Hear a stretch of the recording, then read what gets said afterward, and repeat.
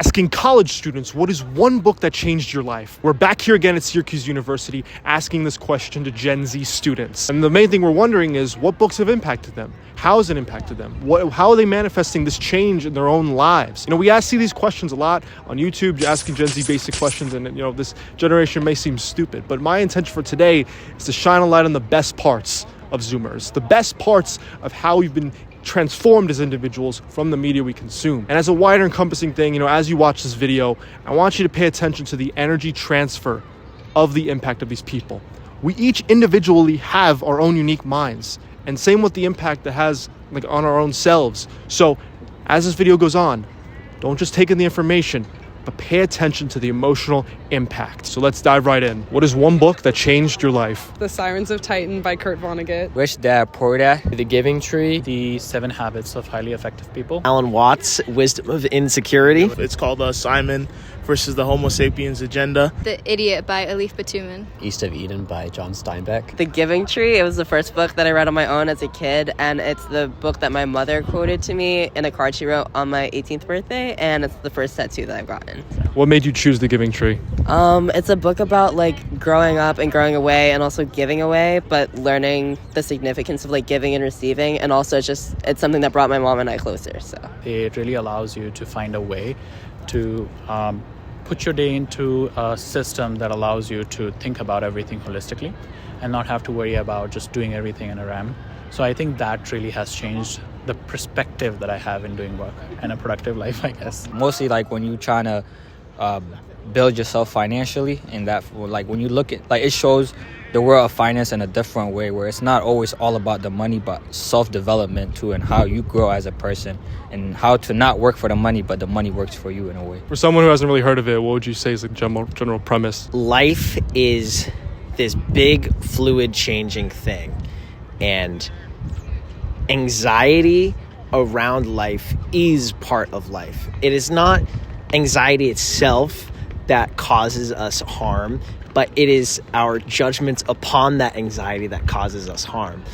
Anxiety is the excitement of life, and the delusions of trying to hold on to life is what causes those judgments and that surge in anxiety. There's this really good quote from the book that if life is a river, right, and you go to a river with a bucket, you'll never be able to scoop up the river. You'll never have the river in the bucket. You'll just have the bucket. You'll have a bucket full of water. The only way to be fully in life is to completely let go of the bucket and jump in the river.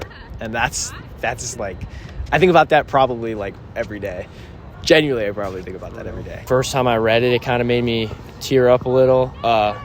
Kind of changed the way I think about my parents, And one day that's going to be me with my kids, and I got to share that book with them, so they'll know the feeling too, What was the specific thing about your parents that changed for you? Just not taking them for granted. They're not always going to be there, and you can't just keep taking from them, because one day they're just going to be gone. The more stuff you take from them, the less they're going to have. So sometimes you got to give back too. It changed a lot about how I express myself as a person and my humor, even though I couldn't really relate to the main message of the book, which is accepting your sexuality, because I'm not homosexual. But reading that book definitely helped me come out of my shell as a kid and express myself more to other people, and I guess it kind of shaped my humor in a way. So I think it changed my life in that regard. You mentioned the thing about being shy. What were you like as a kid? Oh, definitely shy, very shy. I really didn't like talking to people. That's really it. And now I can talk, intermingle, get off a couple jokes, stuff like that. And that's something that I think stemmed from that book. It was really it fit nicely with what I was thinking about in my life, just on my own. It was about the meaning of life and stuff, and towards the end it kind of came to this conclusion that the meaning of life is just to love everything around you, and I thought that was really beautiful. It was recommended to me by my English language teacher in my junior year of high school. There are just a lot of themes in that book that really changed my perception of life. It deals with strifes through many generations of one family. And it changed the way how I perceived classic literature, and so I developed a whole new taste. I think that one would change my life the most. What was your perspective on classic literature before? Beforehand, as a lot of aspiring academics, it seemed very dense, very convoluted, just really difficult to work through the niche topics within. But after reading East of Eden, as long of a book it is, it really opened my eyes as to more symbolism and just poetic greatness embedded within like simple, mundane words. I don't know, since then I've just been hung on Hemingway and Fitzgerald and Pound and all of these great writers, Jane Austen. I don't know, there's just something about that book that really stuck with me. Maybe part of the contributing factor was that it was recommended to me by someone who I really looked up to, because that teacher was really like a big influence in my life. So he recommended it to me, I read it, and haven't been the same since. For most personal development books, I'd say like people have a concrete action, but that one is like very heartfelt. Would you say there's any actions that you've taken because of that impact from that book? I think trying to understand that people are different and have different experiences and trying not to assume anything. So like, I don't know, just understanding everyone is going through something different. You can't really assume different things. I'm more open with people. I'm more open to conversation. I'm more willing to start a conversation with someone. And I guess I'm like more willing to express like what I find funny. Like if something I think comes up in my head and I think it's funny, I'm more willing to express that to someone else. And that's something that wouldn't come to me like before like I read that book. Like if something was funny to me, it just like I'd usually keep it to myself or something, unless I was like with a close friend or something like that. Yeah. So what I'm hearing, it's kind of about authenticity, openness. Yeah, with basically. Your own self. Yeah, definitely. That's like a big message of the book. Just like being open with yourself and like who you are as a person. And like it's definitely like a major part of that. Peace and love, spread joy and happiness and love as much as you can. I write a lot more now, and I also read a lot more after it. Like it was the book that got me back into like reading regularly. Just write a lot more than I did before. The way I thought about money, like at first I used to think like money is all like the more you have is how rich you are, but it's not really. It's like you got to be able to let go of money for more money to come in. It just money comes, money goes in a way. Absolutely, that's a really great question actually. So the novel, in case you've read it or haven't, it kind of deals with different different issues and different struggles of this one family throughout multiple, like 4 generations of the same family.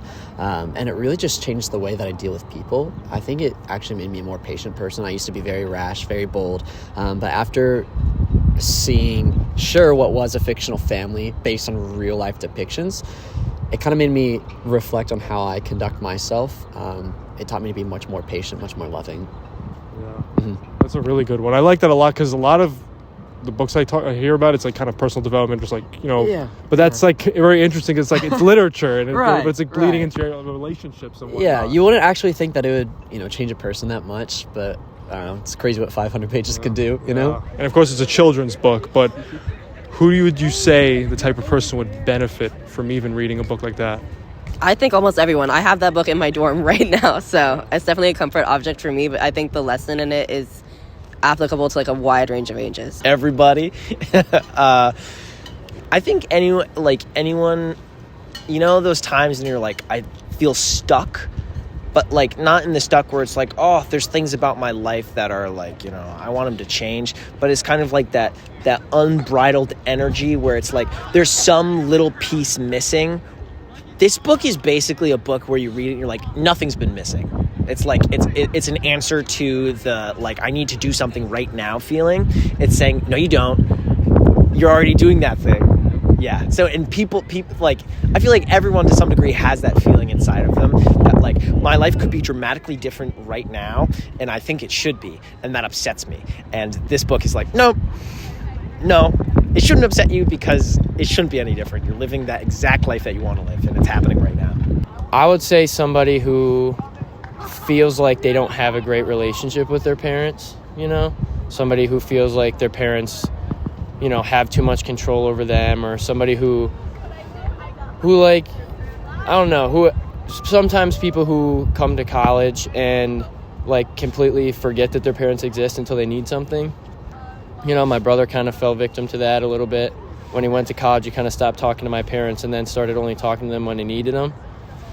But yeah, just people like that, people who kind of like lose touch with their parents, you know. It's gotta stay with your family. For mom and dad. Yeah. Anyone who's like in their shell, like in a shell that they made, like whether it's like mentally or physically, I guess it's like if you're just uncomfortable with yourself, it's definitely like a book that you could read, and it might help you. Anyone. I think it's a book that everyone should read just because it takes place during college, so like any college student should read it. Absolutely literature majors if you're looking for, you know, any kind of content material to work a paper off of. But really, I would look for any person who's struggling to find purpose, any person who's looking for their identity, really, or anyone who just has questions about, you know, kind of what is life.